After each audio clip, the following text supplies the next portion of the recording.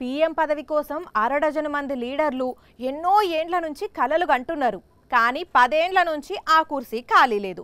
ఈ తాప కూడా కుర్సీ ఖాళీ అయ్యేటట్లు లేదు. అయితే పువ్వు పార్టీకి అనుకున్నన్ని సీట్లు రాకపోయేసరికి వాళ్ళ పరిస్థితి కొంచెం టైట్ అయ్యింది. ఇంతకు ముందు లెక్క గల్లా ఎగరేసే పరిస్థితి లేదు. ఇప్పుడు సందెట్ల సడేమియా లెక్క కొన్ని ప్రాంతీయ పార్టీలు గల్లా ఎగరేస్తున్నాయి. ఓహో, బీహార్ జితేష్ కుమార్ సారు మస్తు జోష్లున్నాడు కదా. ఇక గెలిచిండేమో మాట వినేటట్టులేడు. నమస్తే జితేష్ కుమార్ సార్. జితేష్ కుమార్ తగ్గేదేలే. పుష్ప రేంజ్ డైలాగులు కొడుతున్నారు. ఏంది సంగతి జితేష్ కుమార్ సారు? ఇది కాలు నాదే, నాది కాలు మీద నేను కాలేసుకున్నట్టు ఇప్పుడు బీహారు నాదే, ఢిల్లీ కూడా నాదే. అందుకే ఎక్కడ కాలు పెట్టాలనుకుంటే అక్కడ కాలు పెడతాయి.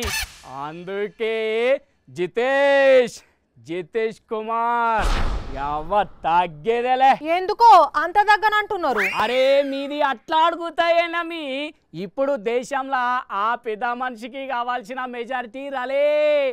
అందుకే నాది అవసరం వాళ్ళకి మస్తు ఉంది.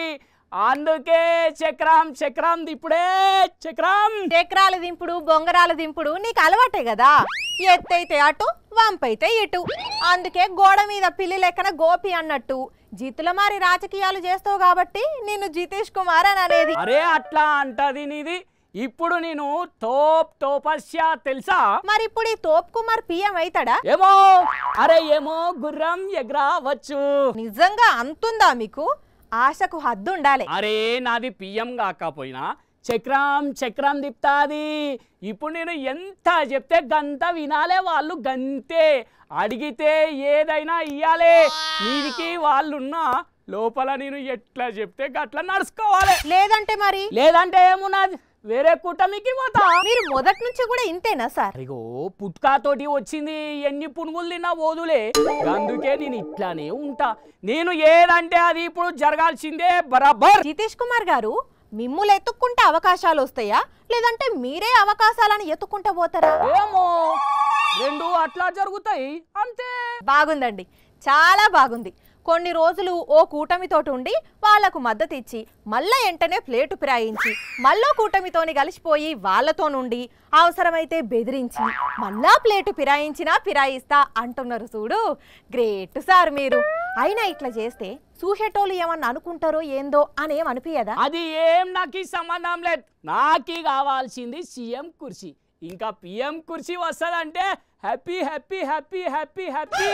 దానికోసం ఎవరికైనా మద్దతు ఇస్తాయి, ఎవరితోనైనా పోతాయి, ఎవరితోనైనా చేయగలుగుతాయి, ఎవరికైనా హాతిస్తాయి. That is Jitesh Kumar. తగ్గేదేలే. మనకు కావాల్సింది కుర్చీ బాయి.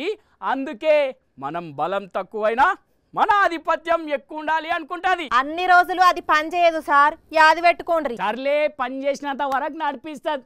ఇప్పుడు ప్రస్తుతం ఉన్న కూటమిలో ఉంటుంది. అక్కడేమన్నా మనకు అనుకూలంగా లేకపోతే మళ్ళా పాత కూటమే మన దారి, అవసరాల దారి. మీకు అర్థమవుతుంది? ఏందో ఏమోపో, ఈయన ఎటు అర్థం కాడు అన్నట్టు. ఇప్పుడు నితీష్ కుమార్ సారు కూడా ఎన్డీఏకు కీలకం కాబట్టి ముందు ఏం చేస్తాడో చూడాలి.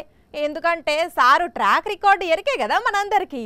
ఆయన అవసరానికి, ఆయన కుర్చీకి అనుకూలంగా ఎప్పుడు ఎవరితోనుంటాడో ఆయనకే తెలియదు.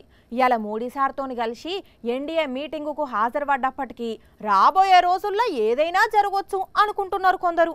చూడాలి ఏం జరుగుతుందో.